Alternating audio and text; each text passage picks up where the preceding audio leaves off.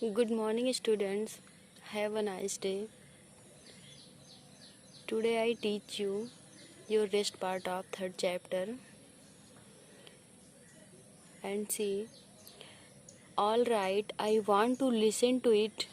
खलीफा ने कहा था कि ठीक है, लेकिन फिर भी मैं आपकी कहानी को सुनना चाहता हूँ। क्या कहता है कि आई एम द कालिफ, मैं एक खलीफा हूँ, यानी इस्लामी शासक हूँ मैं। Come to the palace tomorrow, आप मेरे महल में आना कल। And tell me your story, और अपनी कहानी सुनाना। ऐसा कह करके खलीफा वहां से चला गया। नेक्स्ट डे, अगले दिन, the beggar was brought before the caliph, खलीफा के सामने उस भिखारी को लाया जाता है। He bowed low thrice to salute, वो 3 बार झुक करके सैल्यूट करता है, यानी उसको सलामी देता है। बोब्ड मतलब झुकना। The caliph said to his courtiers, तो खलीफा जो रहता है वो अपने दरबारियों से कहता है। कोर्टियर्स मतलब दरबारी। आई थिंक, मैं सोच रहा हूँ, we have an amazing story to hear today, कि आज हम लोगों के पास एक बहुत ही आश्चर्यजनक कहानी है सुनने के लिए। हियर इज अ बेगर, एक भिखारी है। He accepts alms only with a punch on his face, वह तभी कोई भिक्षा ग्रहण करता है हमारी जब हम उसके चेहरे पर एक मुक्का मारते हैं। Then he asked the beggar to sit down and narrate his tale, और फिर वो जो खलीफा है वो कहता है भिखारी से कि आप बैठ जाइए और अपनी कहानी हम लोगों से कहकर सुनाइए। नरेट मतलब कहना, और टेल मतलब होता है कहानी, स्टोरी।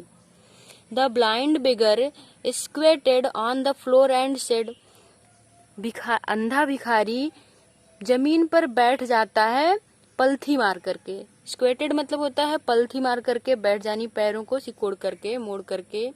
फिर क्या कहता है, sir my name is Abdullah, कह रहा है कि श्रीमान जी मेरा नाम अब्दुल्ला है।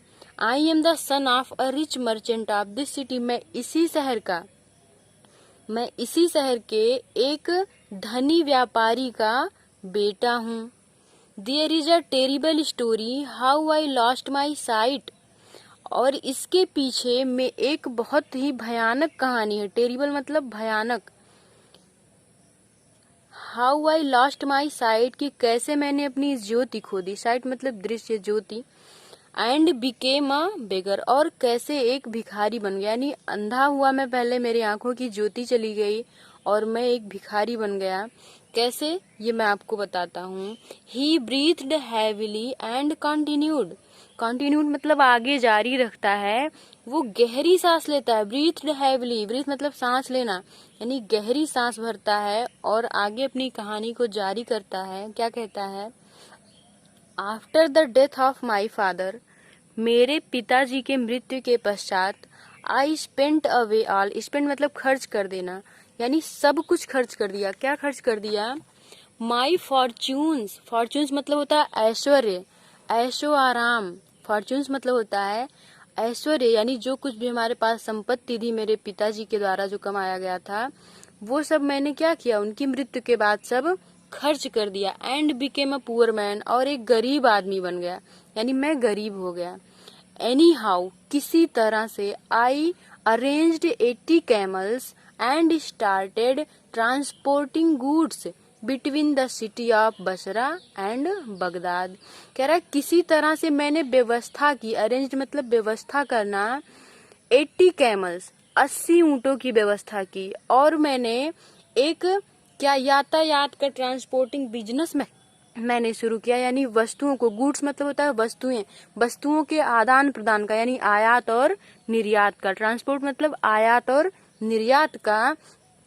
Between the city of Basra and Baghdad, ये दोनों ही हमारे मतलब इराकी सिटी हैं और ये रेगिस्तानी इलाका होता है। कह रहा कि मैं बसरा और बगदाद से ट्रांसपोर्टिंग का काम शुरू कर दिया। Here is how he narrated the story further, अब आगे देखते हैं कि वो कैसे अपनी कहानी को आगे बताता है।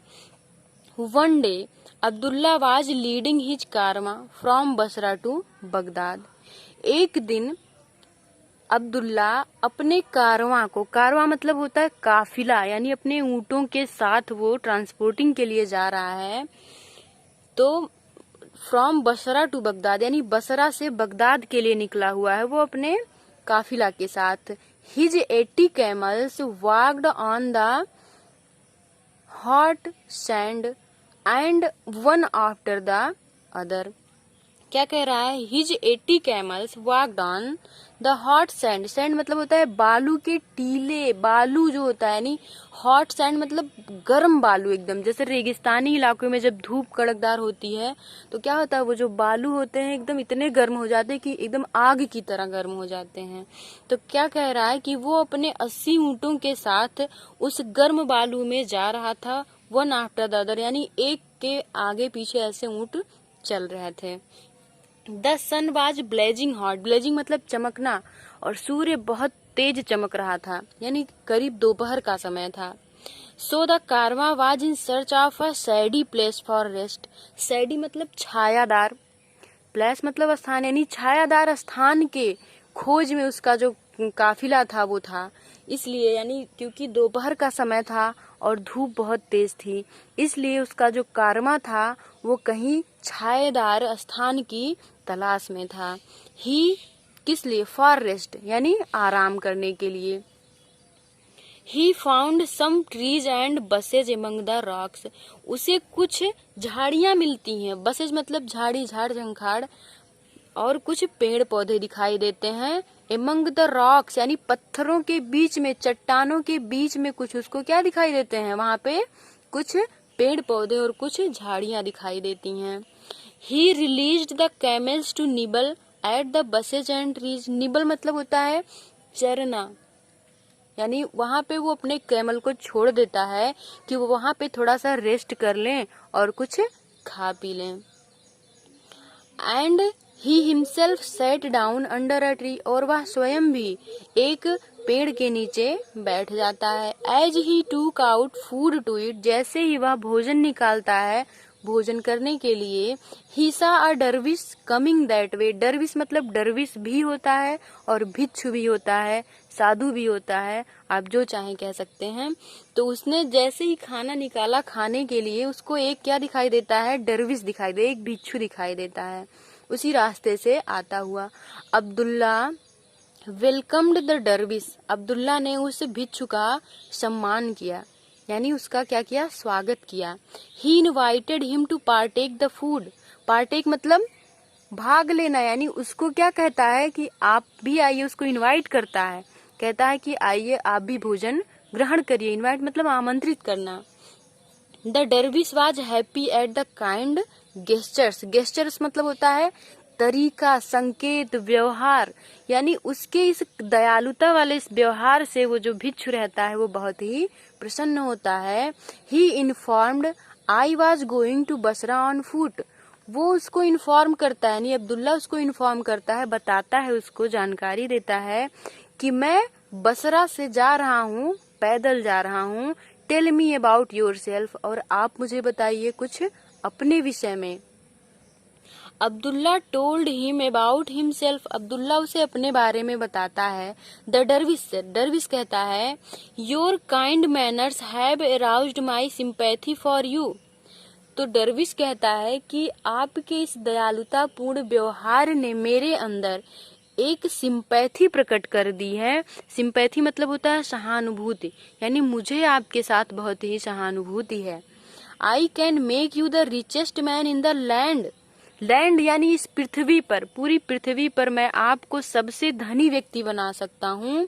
Provided your promise not to be greedy, कह रहा है कि लेकिन मुझ बशर्ते, प्रोवाइडेड यानी मुझे ऐसा आश्वासन दो कि तुम लालच नहीं करोगे। I am not a greedy man pleaded Abdullah, Abdullah आग्रह करता है उससे, प्लीडेड यानी आग्रह करता है उससे, कहता है, इस बात का आश्वासन देता है कि मैं एक लालची व्यक्ति नहीं हूँ।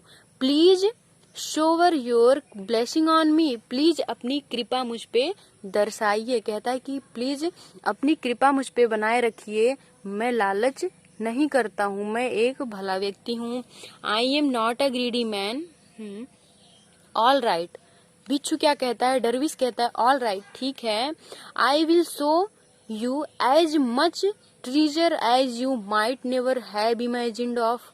क्या कह रहा है कि ठीक है, मैं तुम्हें इतना खजाना दिखाऊंगा, ट्रीजर मतलब खजाना, कि जितना तुमने आज तक कभी सोचा भी नहीं होगा, इमेजिन मतलब कल्पना भी नहीं की होगी।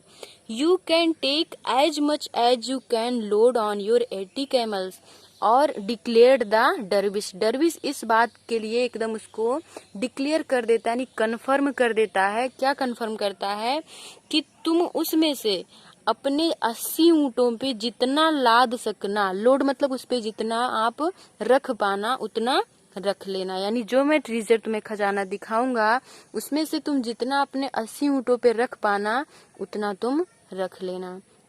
Only there is a condition, कह रहा है कि केवल एक शर्त है। कंडीशन मतलब दशा भी होती है, शर्त भी होती है, तो कह रहा है कि केवल एक शर्त है। Abdullah was excited, he said, Abdullah बहुत ही उत्सुक है, वो कहता है all your conditions are acceptable to me, कह रहा है कि आपकी सारी शर्तें मुझे मंजूर हैं, मेरे द्वारा स्वीकार की जाएंगी। Let me have the treasure, please मुझे वो खजाना दिखाइए। कह रहा है कि जितनी भी तुम्हारी शर्तें होंगी मैं मानने के लिए तैयार हूँ, लेकिन कृपया करके मुझे अपना खजाना दिखाइए। द डरविश रिमाइंडेड, डरविश उसको फिर से ये याद दिलाता है, you have promised not be a greedy man, आप मुझसे इस बात का वादा कीजिए कि आप लालच नहीं करेंगे।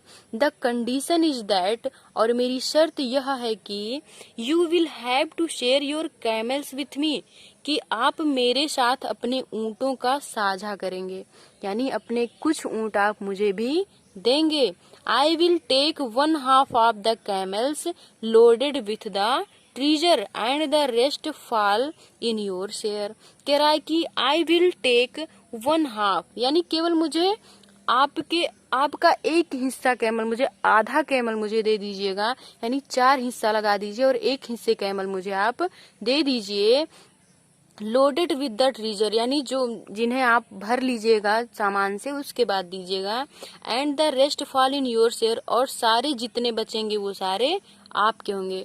यानी क्या कहने का मतलब है उसके कि 80 कैमल को हम 4 भागों में बांटेंगे और उसमें से एक पार्ट आप मुझे दे दीजिएगा कैमल का, और बाकी मैं उस पे लोड कर लूंगा खजाने को, बाकी जितना खजाना बचेगा वो सारा आपका होगा। Do you accept the condition, dervish कहता है कि क्या आपको मेरी शर्तें मंजूर हैं। There is no reason that I should turn down this offer, said Abdullah anxiously, यानी वो बहुत ही उत्सुकता पूर्वक क्या कहता है कि ऐसा कोई कारण ही नहीं है कि मैं आपके इस ऑफर को ठुकरा दूं, मैं आपके इस ऑफर को ठुकरा दूं, ऐसा कोई कारण ही नहीं है। बहुत उत्सुकता पूर्वक अब्दुल्ला इस बात को क्लियर करता है। फिर क्या कह रहा है बिच्छू, ऑल राइट ठीक है, go and collect some firewood, जाओ और थोड़े से सूखी लकड़ियां इकट्ठा करो, फायरवुड यानी जो जल सके। द डरविश सेड, ऐसा डरविश कहता है। Abdullah did it promptly, Abdullah इसको बहुत ही उत्सुकता पूर्वक करता है, एकदम जल्दी जल्दी, यानी बहुत ही उसको एकदम सोच रहा कि अचानक मैं इतना धनी हो जाऊं, इसलिए वो इतना एक्साइटेड है और जल्दी जल्दी लकड़ियों को इकट्ठा करता है, रखता है, और जैसा भी वो डरविश कहता है वैसा ही वो करता है। लेकिन जैसा कि डरविश की कंडीशन है कि आप लालची नहीं बनोगे, और वो जो बेगर है अब्दुल्ला वो ऐसा ही करता है, एकदम से उस डरविश के कंडीशन के खिलाफ चला जाता है, वो एक बेहद लालची व्यक्ति बन जाता है, और इसी कारण उसके सामने अभी बहुत सारी मुसीबतें आएंगी जो हम अगली वीडियो में देखेंगे।